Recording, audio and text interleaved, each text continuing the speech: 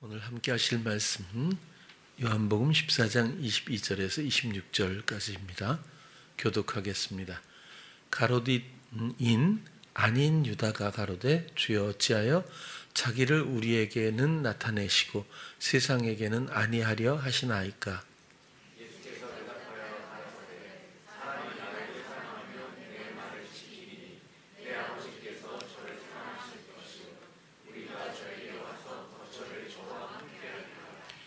나를 사랑하지 아니하는 자는 내 말을 지키지 아니하나니 너희의 듣는 말은 내 말이 아니요 나를 보내신 아버지의 말씀이니라.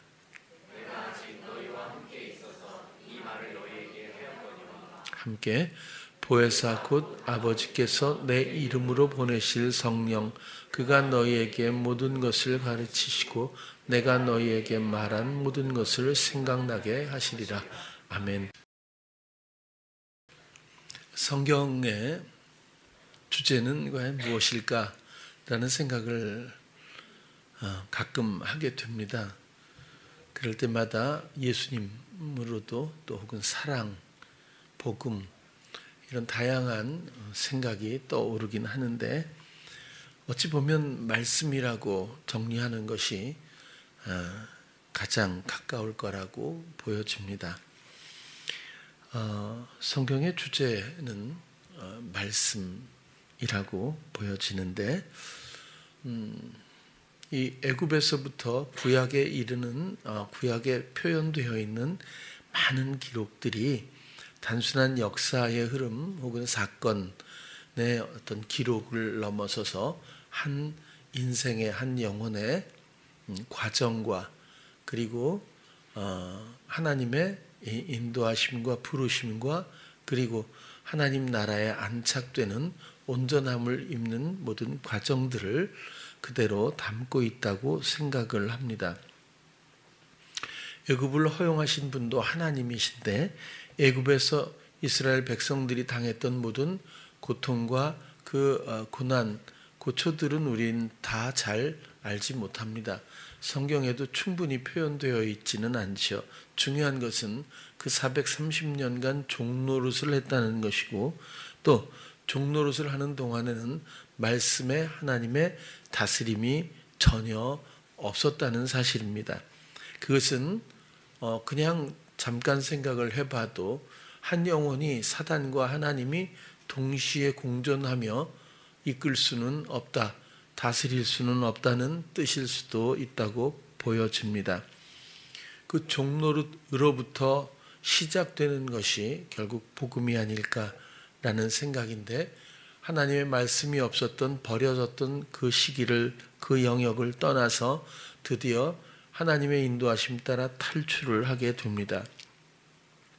종노릇에부터 그 영역으로부터 그 영향력으로부터 벗어나는 한 영혼, 그것은 스스로의 힘으로 되지 않는다는 뜻이고 또 그냥 걸어서 그냥 밖으로 나와서 또 산 하나 넘어서 탈출하는 것이 아니고 작은 울타리 하나 지나는 것이 아니라 죽음의 바다, 아무도 그것을 그대로 도구 없이 건널 수 없는 그 바다 앞에, 그 절망 앞에서 절대적으로 하나님의 능력으로 그 바다를 가르시고 그리고는 마른 땅처럼 이스라엘 백성들이 그곳을 건너게 되고 그렇게 다시 바닷물이 합해지는 그 순간 이전의 모든 과거의 생활들은 과거의 영향력들은 과거의 종노릇은 단절이 되고 청산되었다고 하는 이런 아주 중요한 의미의 세례, 예수 그리스도의 죽음에 마음에 합한 순종의 걸음걸음으로 그 바다를 건넌 세례라고 하는 의미가 그곳에 있습니다. 그래서 그리스도의 십자가, 나를 향해 죽으신 그 몸을 찢어서 생명의 길을 내신 그리스도 그 길로 우리는 건너는 것을 세례라고 합니다. 세례라고 하는 것은 결국 그리스도의 몸을 찢은 그 생명의 길을 통해 건너면서 이전의 모든 삶의 유형들을 모든 관계들을 이제 청산하는 그런 실질적인 변화가 전환이 반드시 있어야 한다. 그런 것을 우리가 이미 잘 이해하고 있습니다. 그리고는 광야로 보통 저 같으면 그렇게 탈출을 시켰으면 의리의리하고 풍요롭고 살만하고 이렇게 전개되어야 마땅한데 이 사람들이 광야에서 믿음으로 하나님의 약속의 땅으로 가나안으로 나가지 못하고 그곳에서 40년간 회유할 수밖에 없었습니다. 결국 믿음이라고 하는 것이 굉장히 중요한데 왜 믿음이 중요한 걸까? 그것은 하나님 없이 살았던 사람들의 여러 가지 중독된 속성들 때문이고, 그리고 하나님이 광야로 나오자마자 하신 일은 모세를 통해서 십계명은 물론이고 모세 오경을 통해서 이 모든 이스라엘 백성들에게 하나님의 뜻, 하나님의 말씀을 제공을 하십니다. 이것은 단지 율법이라고 하는 것이 십계명에 국한되지 않는 것은 잘 아실 거예요. 율법은 십계명은 상징적인 것이지만 그 이외에도 제사법도 있고 민법도 있고 도덕법도 있습니다. 그래서 또 이렇게 그런 것들을 제공하신 이유는 종노릇밖에 한 것이 없기 때문에 그 반대편에 그 어떤 것도 잘 모르고, 그리고 자유자로서의 전혀 정서조차 준비되어 있지 않았고, 그리고 종노릇에 익숙한 수동적인 그들의 이미 성향, 그 성품 가운데서는 자유한 환경이 되었을 때 너무 이기적이 되어버렸고, 그리고 최소한의 인격적이고 배려적이며 또 하나님을 경외하는 여러 가지 이런 마음들이 준비되어 있지 않았기 때문이라고 보여집니다. 갈라디아서 3장 19절에 보면 그런 내용들을 쓰고 있는데, 율법은 무엇이냐? 범법함을 인하여 더한 것이라. 이스라엘 백성들이 보고 남의 거에 좋은 게 있으면 뺏어버리고, 기분 나쁘면 죽이기도 하고, 남의 아내도 빼앗고, 이런 일들에 대해서 아무도 어떤 기준도 없었고 또 범죄 의식조차도 없었는지도 모르겠어요. 그래서 어떤 기준이 없었던 그들에게 하나님의 말씀으로 법을 세우고 기준을 알려주기 시작해서 결국 명령이 되는 것인데, 율법을 그렇게 범법함으로 인해서 하나님이 그들에게 주어서 지키게 하신 것, 그 말씀이죠. 천사들로 말미암아 중보의 손을 빌어 베푸신 것인데 약속하신 자손이 오시기까지 있을 것이라. 예수 그리스도가 오시기 전까지 율법이 유효하다, 그런 뜻이겠죠.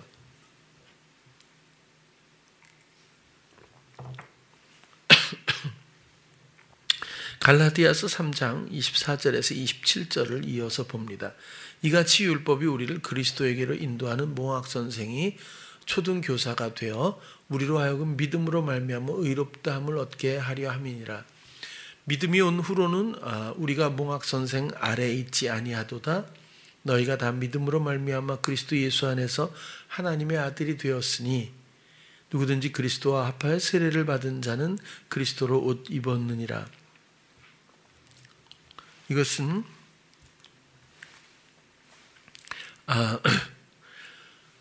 어떤 기준도 알지 못하고 종노릇에 아주 중독되어 있던 모든 이스라엘 백성들, 그들에게 하나님의 말씀을 주었지만 그들뿐만이 아니라 궁극적으로 어느 누구도 하나님의 뜻을 이룰 수 있는 사람이 없었고, 그리고 이렇게 은혜 가운데 구출을 받았음에도 불구하고 어느 누구도 하나님의 뜻에 부합한 이 말씀을 지킬 수 있는 사람은 없었고, 그런데 지키지 않은 것으로 끝나는 것이 아니라 지키지 않는 것이 곧 범법이고 그 죄의 대가는 사망이고, 몸을 죽이는 것으로 끝나는 형벌의 문제가 아니라 모든 영혼들은 결국 하나님 앞에, 그 사랑 앞에, 생명 앞에, 그리고 그 뜻 앞에 나아가지 못하는 절망 가운데서 그들은 절규할 수밖에 없었고, 그리고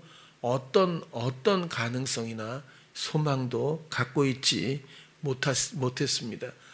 여기서 끝났다면 슬픈 이야기가 되겠지만 사람들의 끝내 하나님 말씀 앞에 하나님 뜻 앞에 절망 가운데에서 더 이상 어찌할 수 없는 그 순간 그 때에 이르러 드디어 이곳에 기쁜 소식이 주어집니다. 이 기쁜 소식은 그냥 느닷없이 나타난 어떤 예수 그리스도가 십자가에 못 박혀 죽으심으로 나의 죄를 대속하셨다라는 어떤 이론이나 그것에 국한한 소식이 아니라 이런 율법 하나님의 말씀을 지킬 수 없는 절망적인 중독자들 그리고 이기적인 그럴 수밖에 없는 인간들의 속성과 그리고 불가능한 이룰 수 없는 소망들 그 절망 앞에 기쁜 소식이 주어집니다. 그것이 복음이죠. 그 기쁜 소식의 내용은 이제는 우리가 할 필요가 없다는 거죠. 우리는 어차피 못하는 거고 하나님이 우리를 사랑해서 못하고 못난 그리고 불가능한 우리들을 사랑하셔서 만드시고 그리고 이제는 그 처음부터 목적하셨던 바대로 사람 안에 오셔서 하나님이 예수 그리스도가 모든 것을 대신하시고 우리의 모든 것이 되시겠다고 하는 그 다스림의 문제가 결국 복음입니다. 그래서 우리가 그리스도를 영접하고 이제 남은 우리의 몫은 그리스도가 하시도록 믿는 믿음뿐입니다. 이 믿음은 의뢰라고 하는 속성도 있고 의지한다는 속성도 있고 신뢰한다는 속성도 있고 당연히 순종하는 것까지가 믿음입니다. 이제는 내가 무언가를 유추하고 생각하고 또 스스로의 성향대로 이런 것들을 분석하거나 결정하고 그것을 말하고 행하는 이전에 이미 끝나버린 청산되어 마땅한 옛사람의 종노릇의 모습이 아니라 이제는 내 안에 거주하시는 예수 그리스도를 바라보며 그리스도께서 뜻하신 바 또 그리스도의 존재만을 우리가 관심을 갖고 그분이 행하시는 모든 것들에 대한 소망 가운데서 그 순간을 내어드리며 손을 잡고 동반하고 함께 같은 길에 있으면서 순간순간 상황 모든 일들을 맞이하면서 주가 하시는 일에 대한 소망과 신뢰 가운데서 오직 순종할 수 있다면 그렇다면 그 사람은 이전의 모든 자기 삶을 청산함으로 그리스도와 합하여 세례를 받은 자가 되고 비로소 그리스도로 옷 입은 전환이 성립되리라고도 생각합니다. 하나님은 사랑으로 시작하셨다는 것을 누구도 부인할 수 없습니다. 그저 심심해서 세상을 지으신 것이 아닌 것을 우리가 잘 알죠. 나 하나 우리를 사랑하시기 위해서 또 온전한 사랑, 영원한 사랑으로 함께 하시기 위한 소망으로 태초에 빛이 있으라 시작하셨습니다. 그 자체가 말씀이셨고 말씀이 하셨고 말씀으로 지으셨습니다. 그리고는 그 말씀의 약속 따라서 예수 그리스도 말씀이 육신이 되어 이 땅에 우리와 같은 종의 형체를 입고 우리의 모든 것들을 대속하셨습니다. 모든 것들을 이루셨죠. 하나님의 사랑을 십자가에서 확증하셨습니다.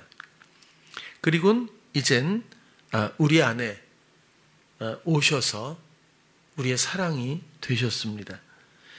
그 사랑은 그냥 우리가 느끼는 감정, 우리가 느끼는 호감 정도가 전혀 아니라는 것을 우리는 너무 잘 압니다.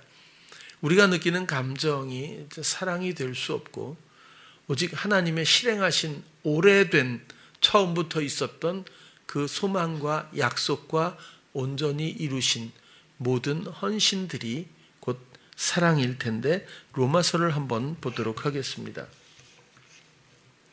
조금 긴데요. 우리가 알거니와 하나님을 사랑하는 자 곧 그 뜻대로 부르심을 입은 자들에게는 모든 것이 합력하여 선을 이룬다. 하나님을 사랑하는 자는 그 뜻대로 부르심을 받은 자죠. 하나님이 미리 아신 자들로 예정의 의미일 텐데, 또한 그 아들의 형상을 본받게 하기 위하여 미리 정하셨으니 아들의 형상을 본받게 한다. 예수님처럼 눈, 코, 입이 같다는 뜻이 아니겠죠. 이것은 이 형상이라고 하는 것, 이것은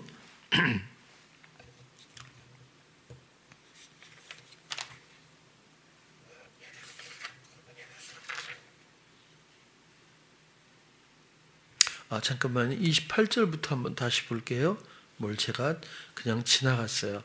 우리가 알거니와 하나님을 사랑하는 자, 곧 그 뜻대로 부르심을 입은 자들, 그의 그 뜻대로, 이 뜻이라고 하는 건 그 의지대로 이렇게 생각을 하지 않습니까?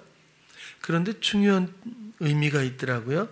그의 뜻, 이것이 제단의 진설병, 이런 뜻이 의미가 이 단어에 있어요. 진설병이라고 하는 것은 성소에 들어가자마자 우측인가요? 이쪽엔 7 촛대가 있고 이쪽에는 동그란 떡이 있는데 부피로 보면 4.4리터 정도, 10분의 2 에바라고 하는 가루를 뭉쳐서 만든 빵이라고 해야 되나, 떡이라고 해야 되나, 아무튼 그런 동그란 떡인데, 이것이 무교병입니다. 누룩이 전혀 섞여지지 않고 고운 가루, 아주 고운 가루로 만들었고 12개를 6개씩 2줄로 이렇게 진열했다. 진설병 떡이라고 그렇게 부르는데, 이 진설병, 제단의 진설병이라는 의미가 그의 뜻대로 부르심을, 제단의 진설병, 무슨 뜻이 있을까? 이것은 사실은 12지파를 의미하기도 하거든요. 그리고 안식일 날마다 새 떡으로 바꾼대요. 그리고 일주일 묵은 떡은 제사장들이 먹는데요. 그러니까 새 떡을 먹진 못하는 것 같아요. 항상 일주일 된 거를 먹었다고 해요. 그래서 거기 12개의 진설병이 놓여 있는데, 고운 가루라는 것도 굉장히 의미가 영적으로 있을 거예요. 아주 고운 가루. 누룩이 없다고 하는 것도 영적으로 당연히 의미가 있을 거예요. 중요한 것은 12지파를 지칭하고 비유한다고 하면 12지파가 뭐죠? 유대인인가요? 믿음의 자손들입니다. 하나님의 부르심을 입은 자들이죠. 하나님의 뜻에 부합한 민족이죠. 하나님의 백성들을 비유하고 있겠죠. 그래서 그의 뜻대로 부르심을 입는다. 그런 진설병을 통해서 하나님의 뜻을 이미 예고하신 그 의미에 부합한 자들을 부르셨다고도 어느 정도 우리가 이해할 수가 있겠습니다.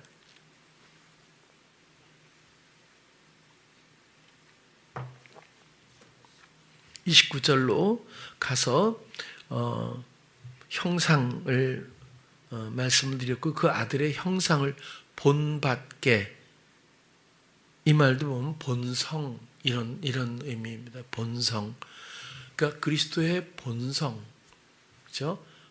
그분의 하나님을 향한 사랑과 믿음과 순종과, 그렇죠? 그 모든 온전히 하나님께 드렸던 모든 그리스도의 그 속성이죠. 그런 것들을 우리에게 본받게 하기 위해서, 그냥 성격만, 성품만, 본성만 닮으라고 하는 것이 아니라, 그렇게 하기 위해서 미리 다 정해 놓으신 이 사랑의 수순 가운데 이는 그로 말미암아 이런 것들로 말미암아 많은 형제 중에서, 형제라고 아주 이젠 말씀을 로마서에서 보면 이제 바울이 이렇게 증거를 하지 않습니까? 이미 하나님의 자녀가 된 많은 형제들 중에서 맏아들, 처음 난 자가 되게 하려 하심이라, 이렇게 설명하고 있고요. 30절도 보면 또 미리 정하신 그들을 또한 부르시고, 부르신 그들을 또한 의롭다 하시고, 의롭다 하신 그들을 또한 영화롭게 하셨느니라. 하나님이 원하시는 수순대로, 미리 예정하신 대로 그들을 세상으로부터, 죄로부터, 사망으로부터, 절망으로부터 기쁜 소식을 통해서 그들을 부르셨고 그리스도와 합하여 세례를 받게 하심으로 이전의 모든 속성들을, 성향들을 단절하고 그리고는 그리스도께 순종하는 그 모든 백성들을 향해서 의롭다고 하시고 그들을 또한 영화롭게 하셨다. 그런즉 이 일에 대하여 우리가 무슨 말을 하리요? 만일 하나님이 우리를 위하시면, 하나님이 여러분들을 위하십니까? 그렇죠? 당연히 위하시겠죠. 이렇게까지 예정하고 이렇게까지 온전함을 입도록 영화롭게 하기 위한 모든 수순으로 우리를 이끄시는데 우리가 마음을 온전히 드렸다면, 그렇죠?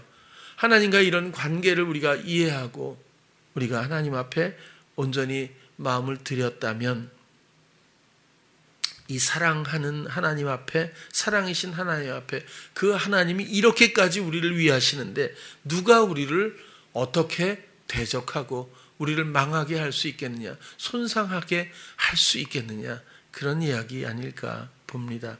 32절, 자기 아들을 아끼지 아니하시고 우리 모든 사람을 위하여 내어주시니가 어찌 그 아들과 함께 모든 것을, 그 아들과 함께 예수 그리스도를 세상에 내어주었지만 죽이기 위해서고 우리를 살리기 위해서 우리에게 내어주셔서 영접하는 자마다 이미 우리 안에 계신 예수 그리스도를 만나게 하시는 그 아들을 함께 주셨고 또 모든 것을 우리에게 은사로 주시지 않겠느냐. 은사, 아무 이유 없이 허락하다, 그런 뜻이네요.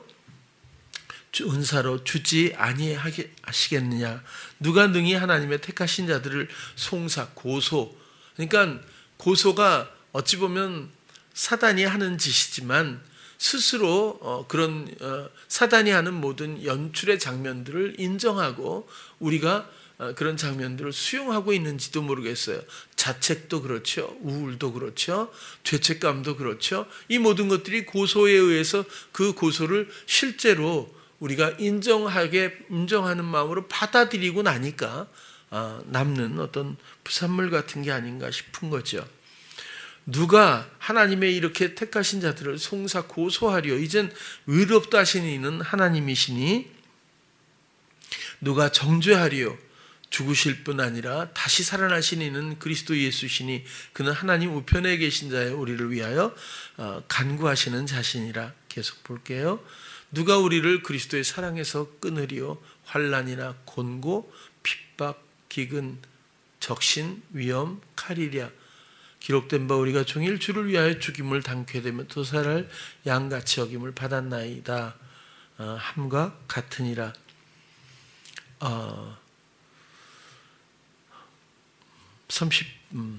그러나 이 모든 일에 우리를 사랑하시는 이로 말미암아 우리가 넉넉히 이기느니라. 사랑하시는 이로 말미암아 우리가 넉넉히 이긴다. 이 말씀 또 조금 후에 다시 한번 풀어서 생각해 볼게요. 사랑하시는 이로 말미암아 넉넉히 이기고 계십니까? 내가 확신하노니 사망이나 생명이나 천사들이나 권세자들이나 현재일이나 장래일이나 능력이나 높음이나 깊음이나 다른 아무 피조물이라도 우리를 우리 주 예수 그리스도 예수 안에 있는 하나님의 사랑에서 끊을 수 없으리라. 이것이 그저 기록이나 이론이 되지 않기를 바랍니다. 우리 안에 선명하게 확고하게 진리로 이루신 하나님의 사랑입니다. 오늘 본문을 다시 한번 보겠습니다. 가롯인 아닌 유다, 그러니까 가롯 유다가 아니라는 얘기죠. 가롯 유다가 아닙니다. 오해하시지 말고, 그러니까 가롯 유다인 줄 알고 또 뭐 세상에는 왜 안 하냐, 요 욕심으로 또 그러는가 이렇게 생각하지 마시고 궁금해서 물었나 봐요. 가롯인 아닌 유다가 가로되 주여 어찌하여 자기를 우리에게는 나타내시고 세상에게는 아니하려 하시나이까. 이 제자들이 공통적으로 주님에게 기대했던 것은 분명히 메시아로 인한 구원과 새로운 나라인 것 같습니다. 그래서 메시아인 것을 확실히는 알겠는데 우리한테만 나타내고 세상에는 관심이 없고 세상에서 뭔가 도모해야 하는데 세상에서 무언가를 이렇게 좀 뭔가 진도가 나가야 되지 않겠어요? 근데 뭐 그러지를 않는지 하는 질문이 아닌가 싶어요. 이렇게 질문을 했을 때 예수님의 이것도 성품인지는 모르겠어요. 나는 이 세상에 이런 나라를 구하는 육적인 문제가 아니라 난 영적으로 왔자니 뭐 이렇게 좀 상세하게 설명을 하면 좋겠는데 성경은 그렇게 안 하고 바로 또 그냥 예수님이 할 얘기를 하시는 것 같아요. 예수께서 대답하여 가라사대 사람이 나를 사랑하면 내 말을 지키리니 전혀 상관이 없어 보일 정도의 거리감이 느껴집니다. 내 아버지께서 저를 사랑하실 것이요 우리가 저에게 와서 거처를 저와 함께 하리라.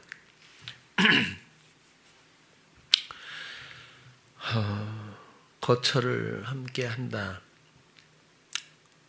사실은 하나님의 나라는 여기 있다 저기 있다가 아니라 우리 안에 있는 거죠. 그 얘기를 하시지 않아요? 가롯인 아닌 유다는 역시 육신적이고 세상적인 개념으로 영적인 일들을 이해하고 있었다고 보여지고 또 기대하고 있지 않았을까? 우리는 그렇게 생각해 볼 수 있습니다. 그런데 예수님께서 하신 대답을 보면 사람이 나를 사랑하면 내 말을 지키리니. 여러분, 저도 한동안 내 말을 지킨다고 했을 때 이 테레오라고 하는 이 단어인데 이 지킨다라고 하는 이 말을 율법에서부터 출발하다 보니까 율법은 지켜야 되잖아요. 그러면 우리 안에 오신 성령 예수 그리스도의 말씀, 주시는 말씀을 우리가 복종하고 순종하고 지켜야 되지 않겠어요? 이렇게 단순하게 생각할 수 있거든요. 근데 이 단어는 내 말, 로스입니다.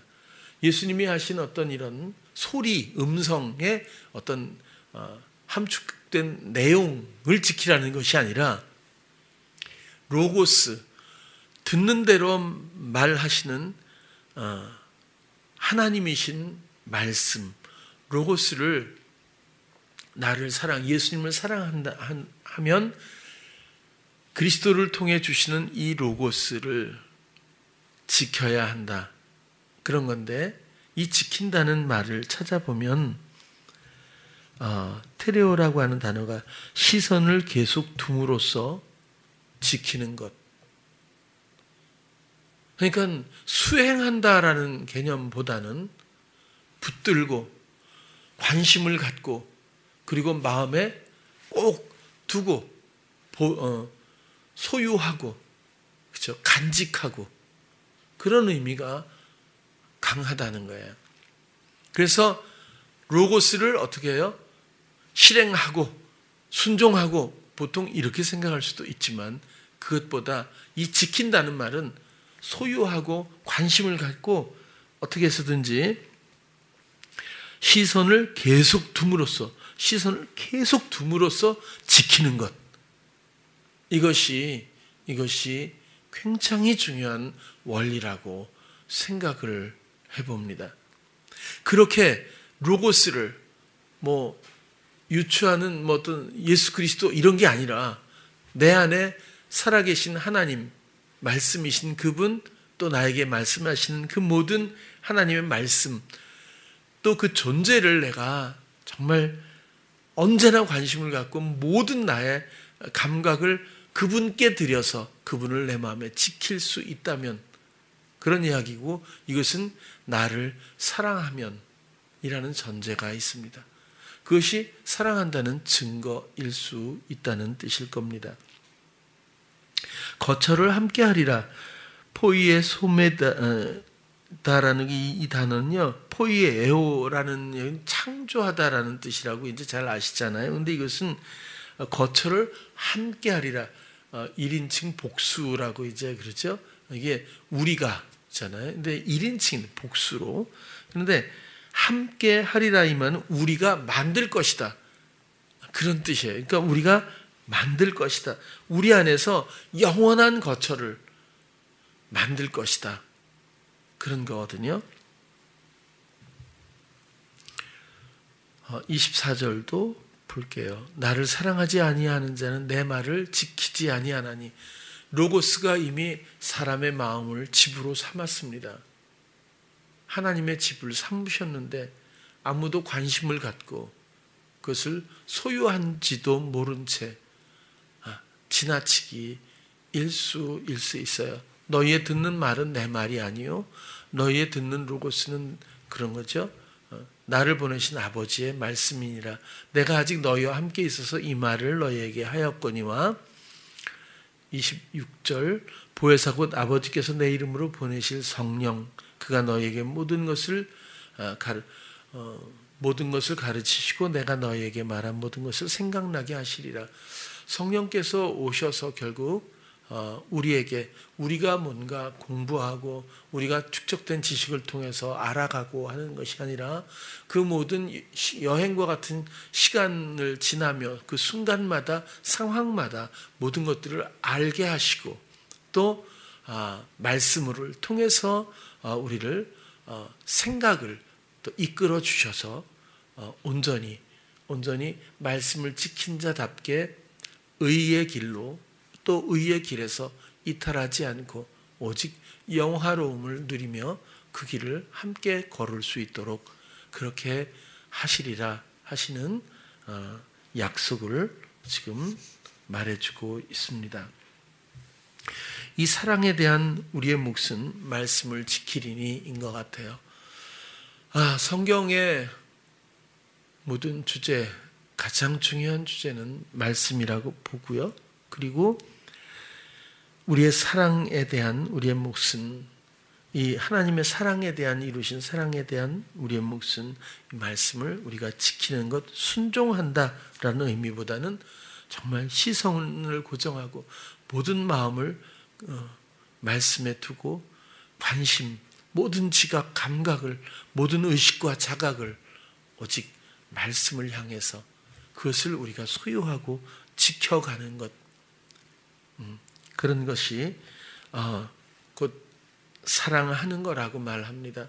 이것을 또 감정으로 하는 것이 아니라 사랑 때문에 우리는 그분에게 집중할 수밖에 없고 집중한다는 것으로 이 시선의 고정, 관심, 사로 끝나는 것이 아니라 그 말씀을 느끼는 순간부터 그분이 나를 위해서 하시는 펼치시는 모든 하나님 나라의 통치, 이 다스림의 아름다움을 통해서 우리는 더 선명하게 그분을 사랑할 수밖에 없고 또 그 말씀의 소유를 기뻐할 수밖에 없고 그 말씀이 하시는 모든 일들을 찬양할 수밖에 없는 부르심을 그 뜻대로 부르심을 입은 고운 가루를 빚어 무교병 누룩이 없는 그리고 안식일에 제공되는 새롭게 태어나는 새로운 생명의 이 모든 이들 하나님의 백성들답게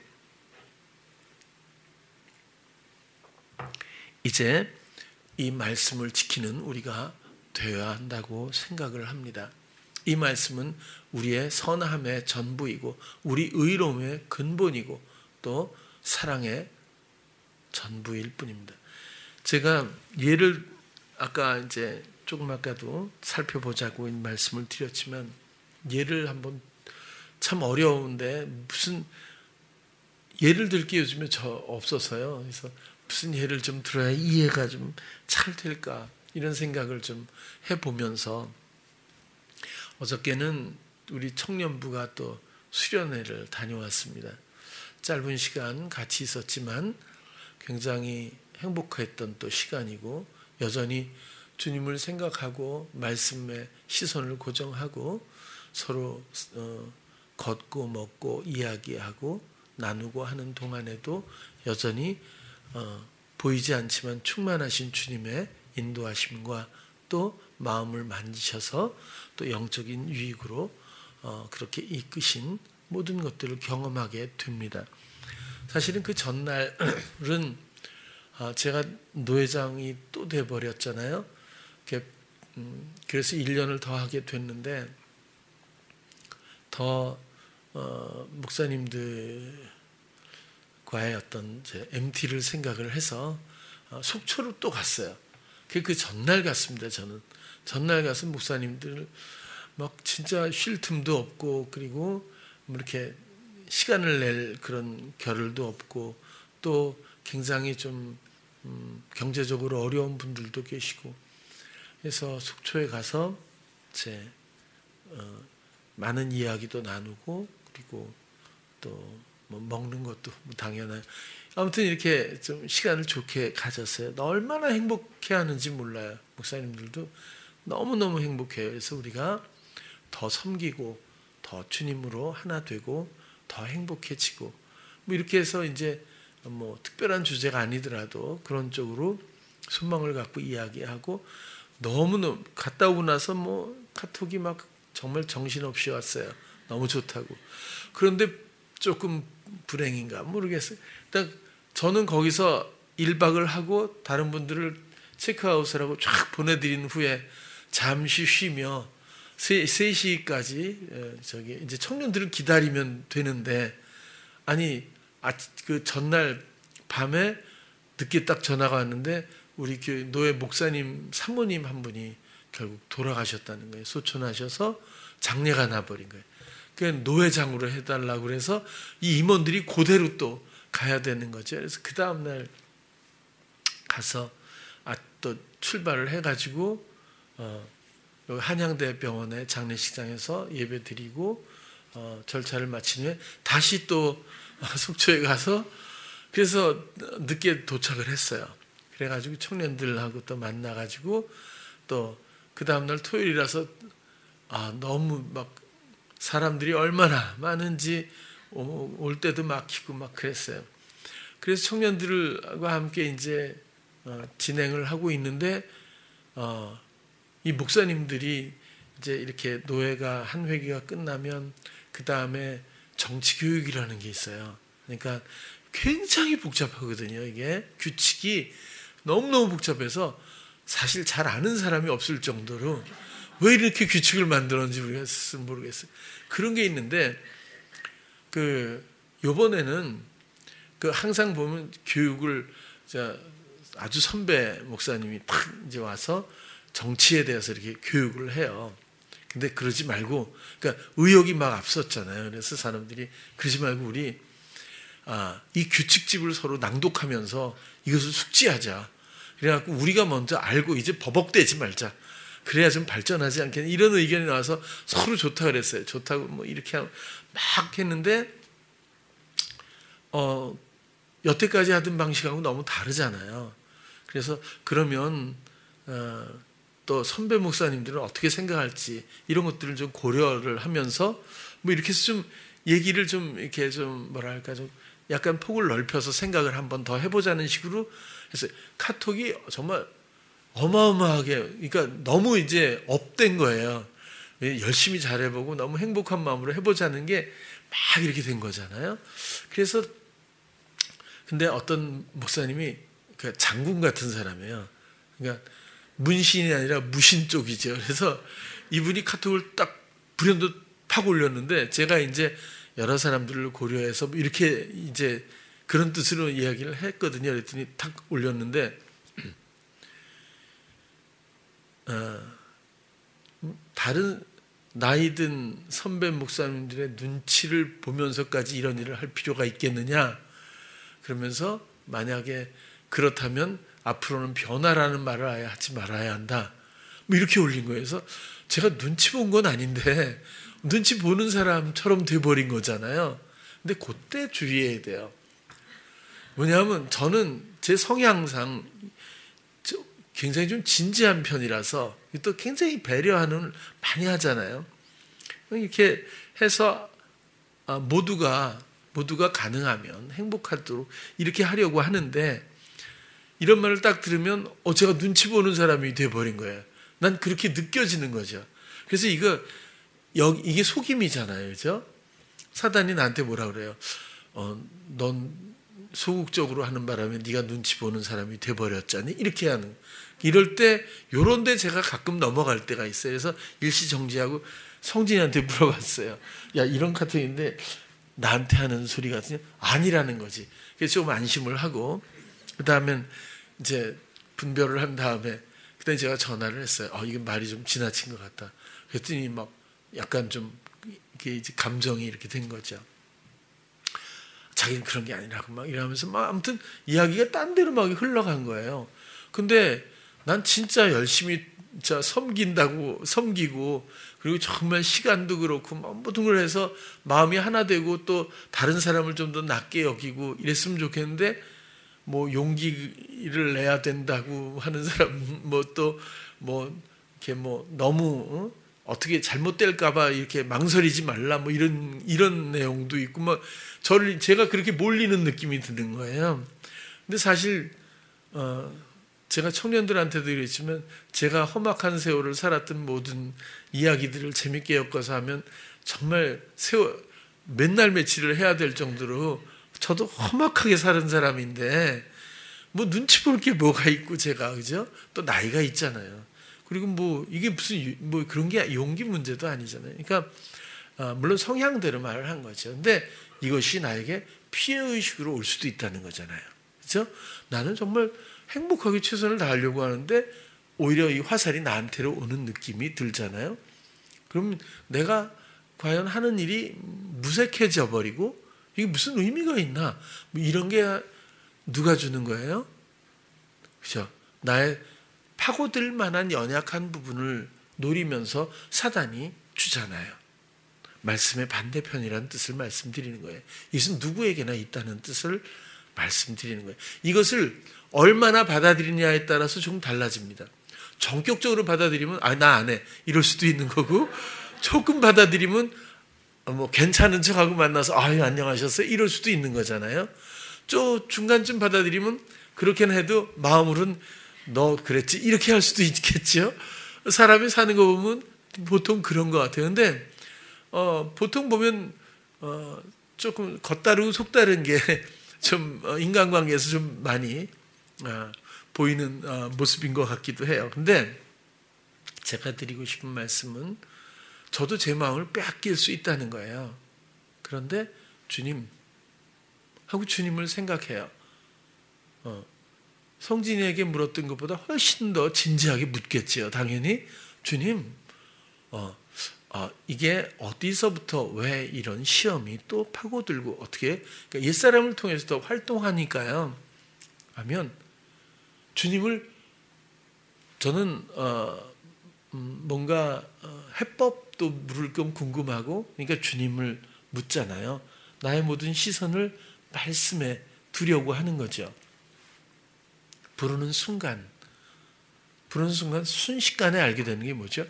이런 것들은 하나도 중요하지 않다는 거예요.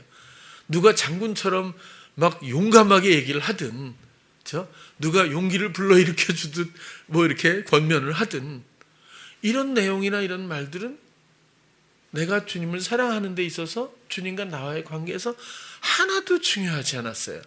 그리고 아무런 사실 처음부터 능력이 있는 것도 아니었잖아요. 근데 나는 거기에 반응하는 순간 나의 시선을 말씀이 아닌 내 말에 이미 단절되어야 마땅한 썩어져 버린 이 허망한 말에 시선을 잠깐 돌리는 순간 나는 또 절망으로 빠질 수밖에 없고 공고함에 짐을 질 수밖에 없지 않겠느냐 그런 거예요. 이번 수련회 때도 나눔을 했습니다. 한 아이에게 100%예요. 다 이런 원리로 인해서 마음에 두고 있는 것들이 있더라고요. 그래서 난 항상 힘들다라는 어떤 이 말에 이미 수용되기 시작한 사람도 있었어요. 네, 주님을 한번 다시 보시기 바라요. 로고스 우리 안에 살아계신 말씀 나를 사랑해서 세상에 그 어떤 것도 피조물뿐만 높은 것 어떤 상황도 이 사랑에서 끊을 수 없는 손상할 수 없는 하나님의 사랑이 내 안에 존재로 계시고 나를 사랑하기 원하시는 무한한 이 소망의 힘으로 나를 지키고 인도하시는데 내가 이 말씀의 시선을 고정하는 순간 나머지는 하나도 중요하지 않다는 걸 금방 누구나 알게 되리라고 봅니다. 그래서 우리가 말씀의 시선을 고정한다는 자체가 룰이 아니라 지켜야 할 법이 아니라 그것이 바로 우리의 본분이자 우리가 사랑에 빠질 수 있는 유일한 방법이기도 하고, 그리고 모든 나를 향한 능력이 바로 그곳에 있고 그것 자체라고 하는 것, 이 관계가 복음이라고 하는 그런 정리가 가능하지 않을까라는 말씀을 드리고 싶은 거예요. 어떤 친구는 사단이 이야기를 만약 계속 한다고도 그래요. 그래서 그랬어요. 나만큼 하겠니? 그랬어요. 진짜 아무래도 지금 제가 조금 더 중요 인물 리스트에 있지 않겠어요? 현재로는. 그럼 누굴 치겠어요? 전쟁을 나가도 장군처럼 이렇게 앞에서 지휘하는 자를 먼저 쳐야 이게 기세가 꺾이는 거 아니겠어요?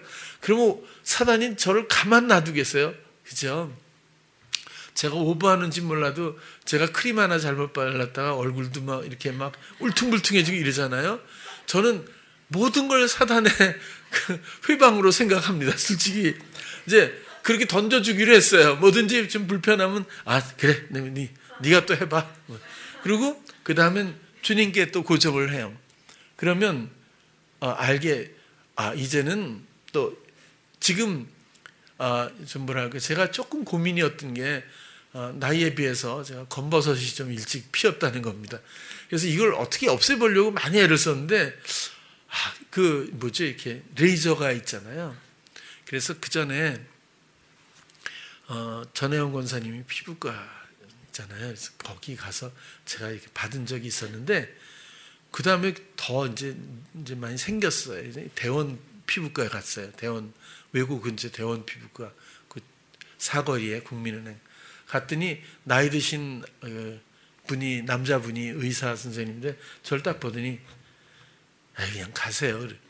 왜요? 그랬더니 그거 해봐야 아프고 또 나는데 뭘 그걸로 하냐고, 나이 먹으니 가라고. 그래갖고 쫓겨났거든요. 그래서 아프다는 소리가 제일 마음에 전 공감을 했어요. 이게 레이저도 두 가지더라고요. 톡톡톡 쏘는 건 견딜만한데 지직하는 건 이건 좀 아프더라고요. 그래서 안 가기로 했는데 이걸 어떻게 해야 좀 없앨까 이런 생각을 많이 했는데 요번엔 막 그게 문제가 아니라 막 튀어나오고 울퉁불퉁하고 모래를 만지는 것 같고 막 아프고 그랬었는데 이제 관심을 갖다 보니까 막 각지에서 여러 가지 정보가 이제 쏟아지는 거예요. 뭘 하면 이게 어떻게 되고 부드럽게 되고 또 이것도 없어지고 개선되고 뭐 이런 것도 있고 저런 것도 있고 막 각지에서 뭐가 이렇게 정보도 오고 또 실물도 막 저한테 선물도 주고 이렇게 해서 앞으로 몇 개월 안에 제가 깨끗하게 될 것 같아요. 유튜브도 많이 해야 되고 라이브도 해야 되고 앞으로 해야 될 일이 많은데 굉장히 고민이 좀 된 적이 있었거든요. 그래서 이런 걸 허용하셔서 주님 저를 이렇게 인도하시는 게 아닌가. 뭐 안 되면 할 수 없고 그죠? 농담입니다만은 어떤 상황에서든지 우리 주님을 연관시켰으면 좋겠어요. 가능하면 미리 그런 소망을 가졌으면 좋겠어요. 다 끝난 다음에 주님이 하셨군요. 이것도 나쁘진 않죠. 그죠? 근데 주님이 하실 일을 기대하고 주님과 함께하며 또 하신 다음에 찬양할 수 있고 감사할 수 있었으면 좋겠어요. 그것이 모든 마음의 시선을 말씀에 고정하는 것이 우리의 본분이고 그래야 의식과 자각이 오직 모든 감각이 말씀 앞에 있어야 한다는 이야기고 그것이 바로 우리 주님을 우리를 이렇게 사랑하신 하나님을 우리가 사랑한다는 증거로서 전제가 되지 않겠는가. 오늘 그런 말씀을 나누고 싶었습니다. 말씀이신 하나님은 천지를 지으신 유능하신 어떤 분이 아니라 내 안에 집을 삼으시고 영원한 거처로서 나의 사랑이 되신 그런 분일 뿐입니다. 이 사랑에 우리의 시선을 빼앗기지 않도록 부디 다시 한번 부탁을 드립니다. 기도하겠습니다. 사랑의 주님, 사랑의 하나님, 우리를 위해서 못하실 일이 없고 또 이미 다 이루신 사랑으로 우리 안에 계신 사랑의 하나님, 이 세상의 그 무엇도 이 하나님의 사랑을 어쩌지 못하는 이루신 하나님의 사랑, 그 사랑을 감사하며 오직 말씀에 사랑이신 하나님의 우리의 모든 시선을 고정하고 또 이 말씀을 마음에 지키기를 원합니다.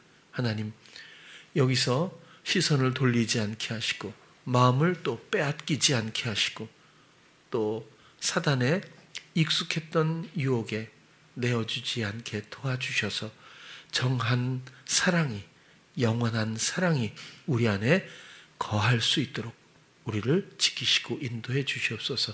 예수님 이름으로 기도드렸습니다.